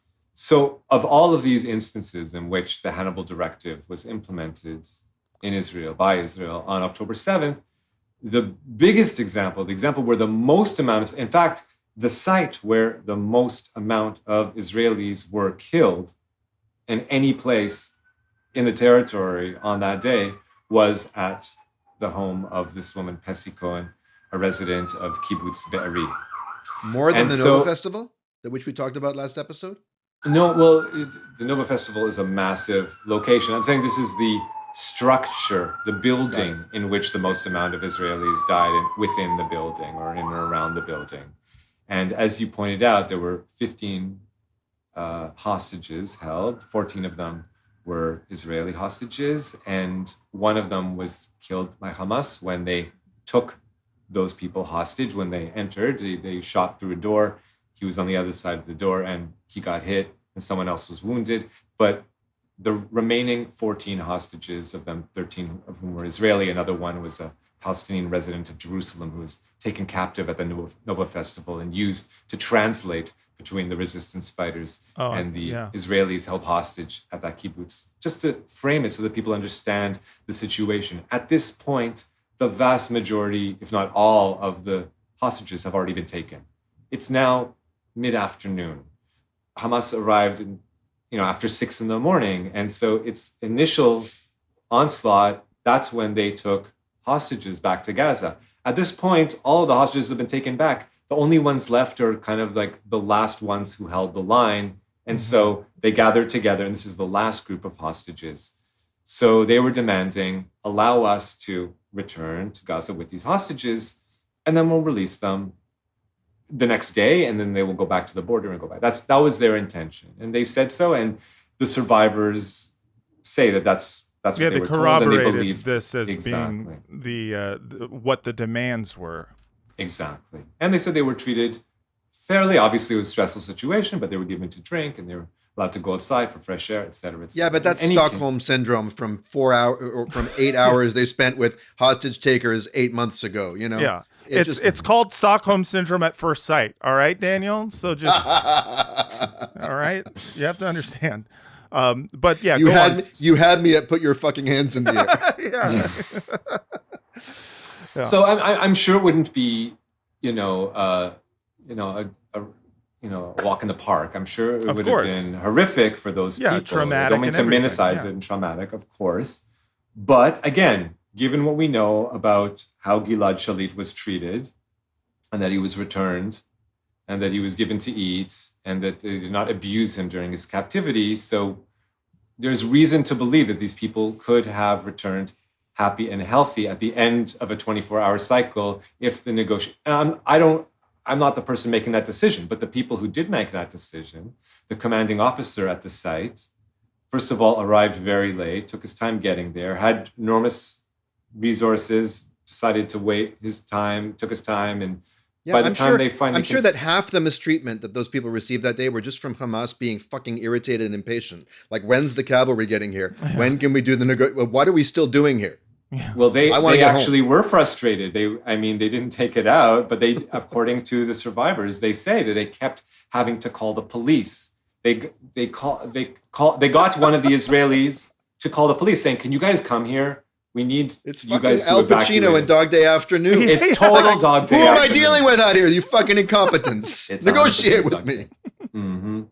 So when they finally arrive, the Israeli forces, they arrive shooting, and then there's a crossfire, and the crossfire lasts for hours. And at some point, one of the commanders... Anyways, it's a long story, but the point is that at the end of the battle, the Israeli general decides, we are going to shoot the tank shells at the house. Even though we know full well that inside this house are not only dozens of Hamas fighters, but also at least a dozen live Israeli, captives or hostages. And we know this because... Let's put them out of our misery. One of these hostages actually walked out because the commander of the Hamas force gave himself up, coordinated over telephone with the commander of the Israeli, forces there, and they negotiated his own surrender, and he did so with a human shield. He grabbed one of the hostages and walked forward with her until he crossed the Israeli lines and he was taken. And so he himself and the survivor, the hostage, said to the Israeli forces, there's this amount of people there, this is where they are, in this room, is this how many people in that room, explained the layout and everything. So the general knew exactly how many hostages. He just decided for his own reasons, yalla, we want to make quick work of this and move on and continue on to the other battles. I'm not willing to, take time if that's what it takes. Yalla, let's end this battle, shoot. And of course, with that decision to fire the tank shells, it killed everyone left, meaning all of the Hamas fighters. We don't know how many were still alive at that point, but presumably dozens, if not most, if not almost all. And it killed all of the remaining hostages, including, in some cases, ripping them to shreds from the shrapnel, but in some cases also incinerating them to death. So at the end of the day on October 7th. Now, the Israeli army has a problem. The problem is that eventually it will have to answer for this bloodbath, and they will have to explain this carnage and how these people died. Immediately, they go into damage control mode, and they start trying to figure out what happened and whose bodies were killed by who and who was even there to begin with. And the commander, the Brigadier General Barak Hiram, he covers his ass. He had, straight for the media and gives like a story that makes him seem like I was, noble and courageous and, I should be praised for my command on that day. But besides covering his own butt, we then had the larger overall objective of explaining Hasbara, explaining to the world what occurred there. And can I ask you a quick question, David? Of course, jump in anytime. Has Israeli society got, because the sense I get is that there's a tacit almost acceptance of the Hannibal directive in Israeli society. Like, did they feel they needed to explain it to their countrymen because there would have been a scandal if they found out? Or is there a sense in which that's just our lot in life? We care more about our soldiers than we do about our civilians, and that's just how we roll. Yeah. I mean, to me, this is at large. I mean, sure. To me, this is one of the biggest new things to come out of the war, or things we've learned since October 7th, because I would not have predicted that. And in fact, Hamas did not predict that. You could say that was Hamas's biggest mistake, quote unquote, of that day, which is they overestimated the price that Israel puts on human life. And they had assumed that the Israeli leadership and the Israeli army commanders would care enough about the lives of their civilians and fellow Israelis and fellow Jews that they would be willing to negotiate for this safe return, even if it was at the price of releasing Palestinian prisoners in Israeli jails. They were dead wrong. They were wrong because we see that Israel has waged war all these months, and they were dead wrong on that day because the commanders in the field decided, nope, it's not important enough, and we are going to make the decision for them. It's like the converse of what Stokely Carmichael said. Nonviolence only works if your enemy has morals. Well, violence and hostage taking also only works in a sense if your enemy cares about their own civilians. Fuck. Yeah, they're like, my Achilles heel, is someone shooting my mother, and it's like, I better lose the part of me that loves my mother. It's an insane thing to do to like completely, just to sacrifice the lives of your citizens for the sake of your citizens. It's nuts. No, and for what? This is one of the relatives of, one of the Israelis who had relatives who died, in fact, who were incinerated to death at that house on that day, said, I'm willing to pay a price. I am willing to do a cost-benefit analysis and say, no, not under any circumstances was the life of my relatives more precious. I'm willing to consider the possibility that there could have been some objective that superseded that overruled it, that would have made more sense to go ahead. But what was it? What did we win? Yeah, what did we gain from this? Especially with the fact that there were already hostages within Gaza at this point.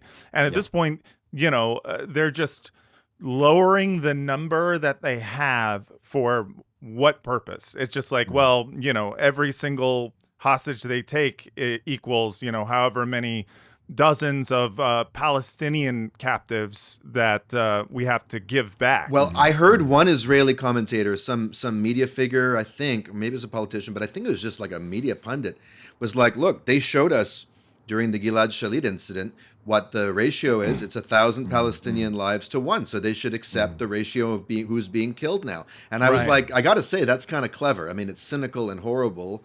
It's and evil. Yeah. But at least that's a clever turn of Hasbara, Yeah. Whew. And when you talk about this, I feel this, like, I rarely feel pangs of compassion for the Israeli psyche.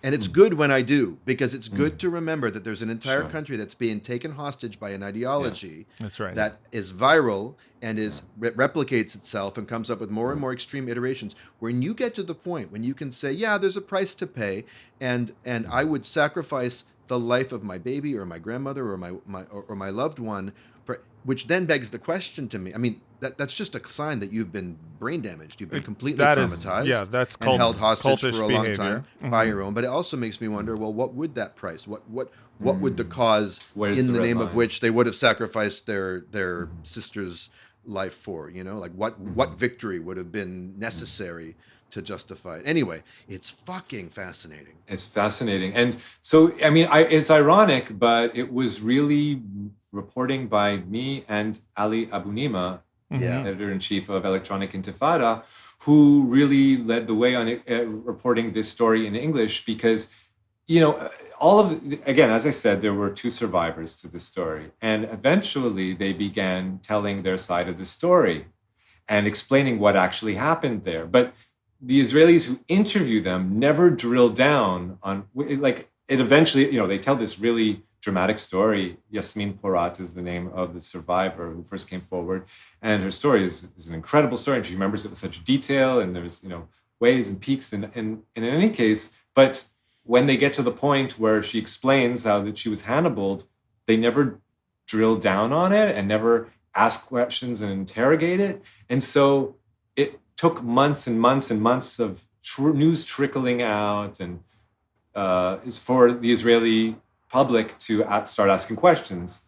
Now, once they do, there are, in fact, some liberal voices who say, this brigadier general who made this decision needs to be on trial. We need to investigate this.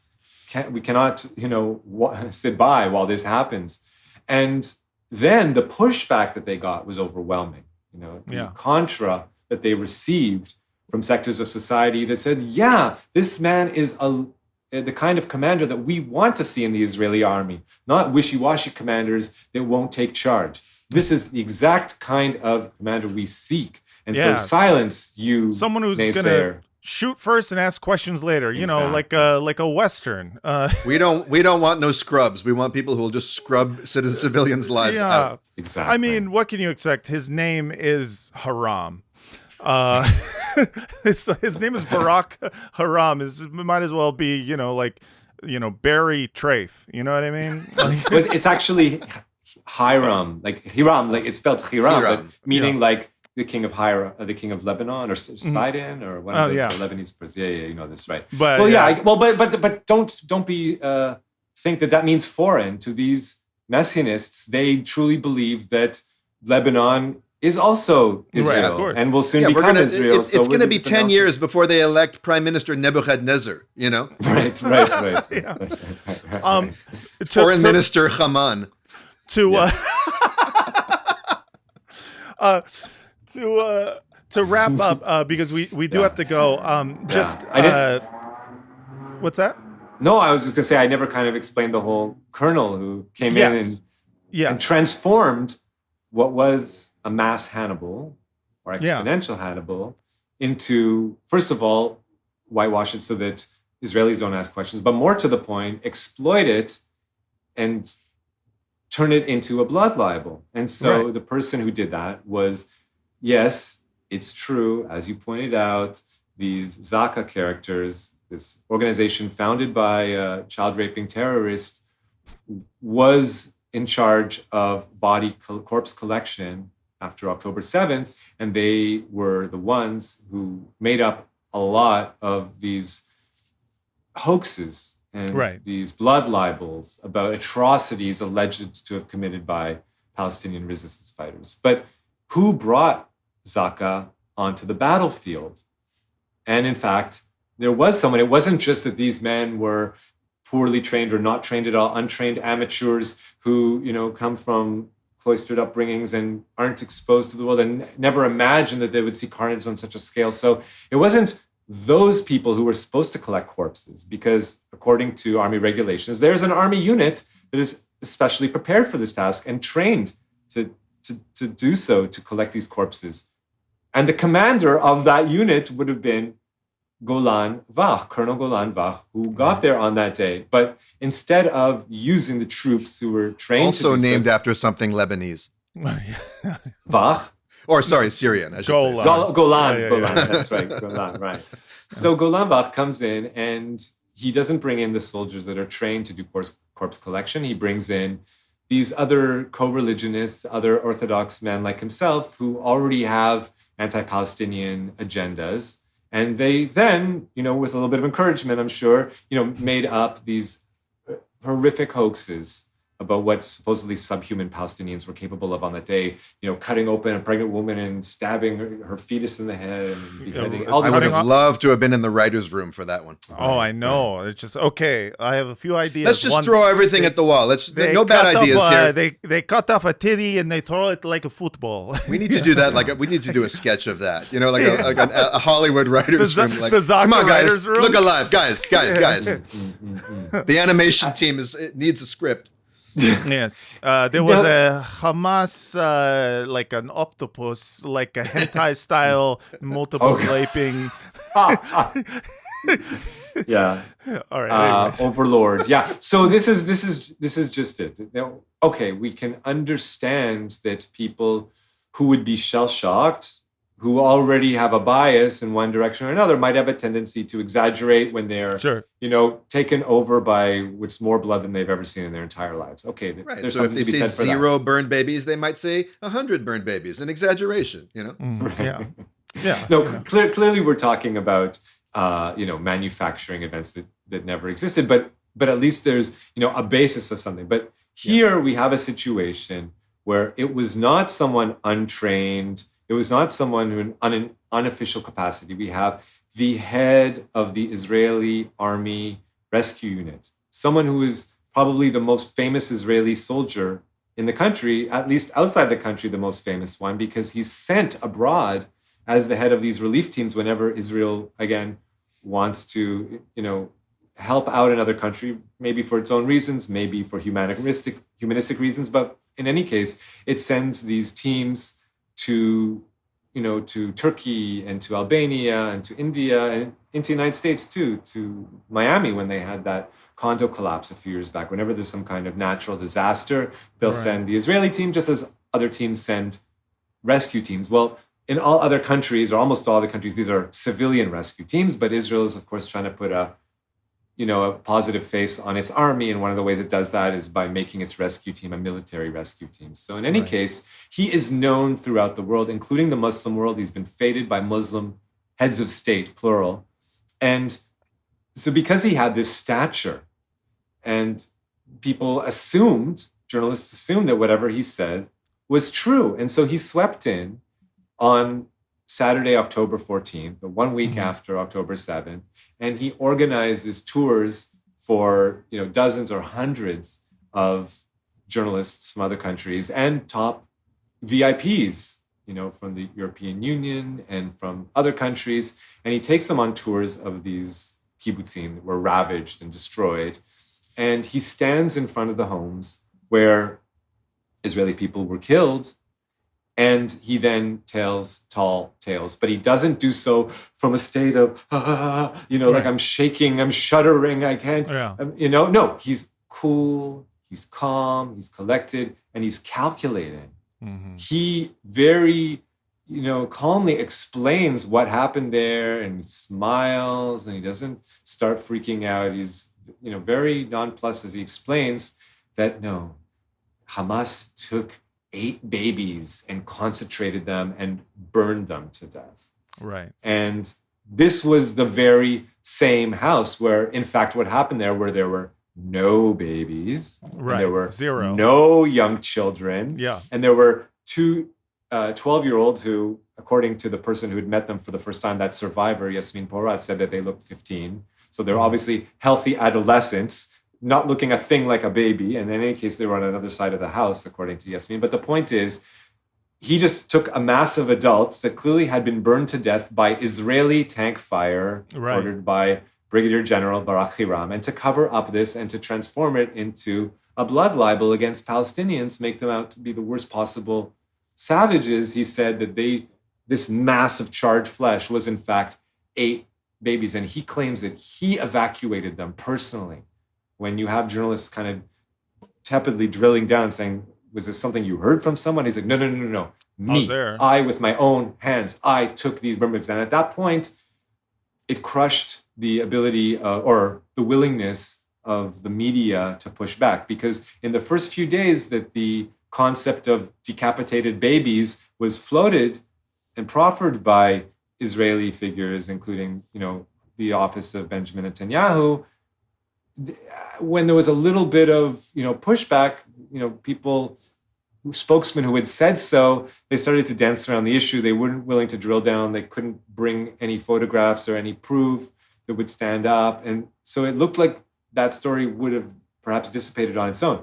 They realized they need someone with a name, someone with a face, someone who would stand behind it and say, I did so with my own hands. So they picked the person who was most famous and most trustworthy. And without, he just stands there and smiles and explains again and again and again to news company after news company, I evacuated 8 burned babies that never existed. That's Although, how as Matt and I both know from season 5 of The Wire, you don't evacuate people, you evacuate buildings. Evacuating a person is giving them an enema. Yeah, it's funny. As he was saying evacuated, that was the first thing I thought of. Was like, oh, in news term, actually, that means to take a shit. Doesn't matter. That's not the point. The point is... No, of course it's not. The point is the point is the burn libel. Yeah. He needed to construct, and sometimes he says it in the same recording, without even pressing pause or cutting to another angle. He says, yes, these people, they killed these, they burned these babies to death, and this is why we need to take back territory. This is why we need to clear the territory, not only around the kibbutzim, but far beyond that. So then, of course, the news media did not bother to even do basic fact checking. And they didn't not only ask for pictures or the names or ages or, any other proof that these babies which had never existed. There was no proof of them, but more to the point, they didn't bother even checking into the commander saying so. Right. If they had done their basic due diligence, they would have found out that this guy has a long record of anti-Palestinian racism. The fact that he's steeped in it from birth. The fact that he was in the Kahanis directory and is the first person that they called. They're like, hey, you seem like someone who's going to do a lie for us. Like, just look at the source of the person who's saying this, man. It's insane. He remembers as the greatest years of his life the years he spent at the Bnei David yeshiva in the settlement of Ali. What is this yeshiva? It's a yeshiva that openly preaches for the return of actual slavery, to enslave Palestinians, literally, not figuratively by cantonizing them and using a permit system. No, but literally reinstituting slavery. He says, look, the problem in today's world is that these properties, these former properties, are causing damage. What we need to do is to reinstitute slavery, and then they will be happy for it. They will be happy to be slaves of Jews. What can you do? They're genetically inferior. This is all on video. These are the top rabbis giving lectures at this yeshiva that, again, is funded by the Kahana movement's top funders, the Phallic family of Florida. So here we have... I'm sorry, what? I'm sorry, what? The what? Yes. The what family? Oh, come on. Don't tell me you guys don't know about these guys. They are the biggest funders of both Netanyahu and the Kahana movement. And their family name, once again, is Phallic. Wow. F-A-L-I-C. But yeah, these guys are they're not just dicks. They're assholes. They're evil incarnate. they have for years funded, as I said, look, phallic-rectal. Yes, well, when they married into the rectal family. That's the maiden name. Yeah. No, we should shame them. And these people, sadly, not only have they funded, because this is something that the Kahana movement has done for a long time. Again, going back at least to the late 80s, if not earlier, where you had, but certainly once Kahana himself died and he no longer was the figurehead of the movement, Kahanist funders realized, okay, if we're going to put Kahanist values in Israel's operating system, we need to kind of bifurcate our efforts. On one hand, we need someone at the vanguard to push pure Kahanism, but we also need someone to work within the mainstream in order to pull the mainstream in that general right-wing tilt. And so that's why since then you have Kahanist funders, top funders also being the top funders of Netanyahu's campaigns from Netanyahu, at least from when he's running for a Likud party leader in the mid-1990s throughout. So then it was Moskowitz's and Sam Dome and other funders of the Kahanists. It's a whole world, and we have so many other questions. There's so many other questions that I think we're going to run out of time. But this documentary last night, I saw footage of new young settlers who are neo-Kahanists who are breaching the fence and going into Gaza and being like, "We're taking it, we're here, we're." But I guess we'll have to pick that up the next time you're on Bet Hasbara, because we could do that. I just want to add one last thing: is that these family, the one that I just mentioned, the phallic family, they not only fund the Kahana movement, they also fund plenty of U.S. politicians, including from the Democratic Party. There's a whole host of. There's the Kahanist caucus of the Democrats, and that includes, of course, Debbie Wasserman Schultz. It includes Chuck Schumer. It includes, of course, Josh Gottheimer. So these are the people who have for years steered a Kahana-friendly policy. And in fact, Biden himself is probably the leading.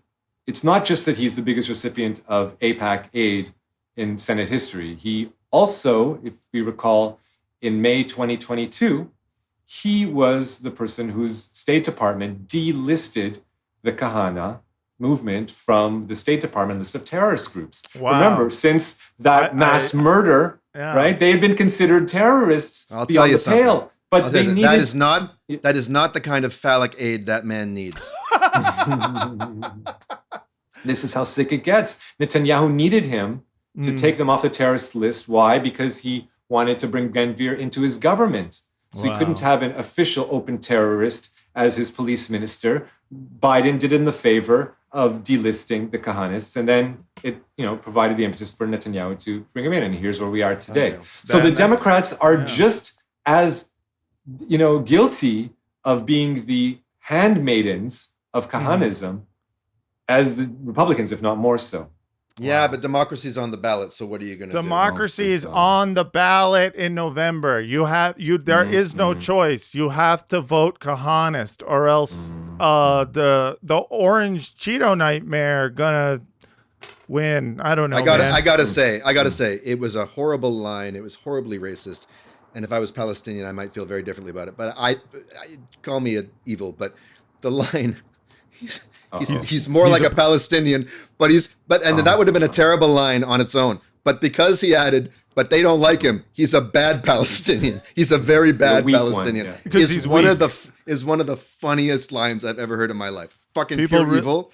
Yeah. But the timing, I mean, racist as shit. Racist as shit. If there's one thing that Trump is good at, is making the most racist thing you've ever heard sound kind of funny. He's got funny cadence. What are you going to say? David, we need to have you back because there's obviously so much more that I want to hear about. I mean, this is my first time hearing about the penis family. And to me, I'm like, we need to hear more about these dicks. But for now, I want to say thank you. We need to slap the dick out of the hands of Chuck Schumer. We need to slap those phallics out of the hands of Debbie Wasserman Schultz. Yes, but we need to slap their dicks out. And then we, just hey, stop. We need to beat their meat. That's right. At the ballot. I want you to come. I want you to come. Exactly. And David, thank you also for your work. Seriously. Please pass on our compliments to Ali Abunima. We'd love to have him on. It was you guys and the Gray Zone and very few others who, from the start, were asking these questions in the face of such calumny. Yeah. And it's such. This is what investigative journalism is supposed to be. And it must have really taken something in the face of all of the hysteria post October 7th to do that. So we really just appreciate you. Yeah, and we're going to put links to all of the things you talked about, including, this article, which you absolutely should read. There's also an accompanying video, and to your social media, where I've seen, you talking about Lahava and talking about, the Kahanis movement more broadly and specifically at the same time. And we're going to make sure we get your social medias out there. But David. Cool. Thank you so much for coming on Bad Hasbara, talking with us. Thank you to everyone out there who keeps listening to this show and supporting us. Patreon.com/badhasbara. Badhasbara@gmail.com for all your questions, comments, and concerns. And Daniel, are you ready to take us on out of here? I think I am, in honor of my Living Color t-shirt. From the river to the sea, like Ben-Gvir and Kahani, I'm the cult of personality. Nice. Hell yeah. Thank you for listening. I'll see you next time. Chupain in the house. Meir Kahana can suck my dick. The phallic family can too. Eat on my dick. All right. We're out. We're out of here. Jumping jacks was us. Push-ups was us. Krav Maga us. All karate us. Taking Molly us. Michael Jackson us. Yamaha keyboards us. Jar Jar Binks on us. Andor was us. Heath Ledger Joker us. Endless Breadsticks us. Happy Meals was us.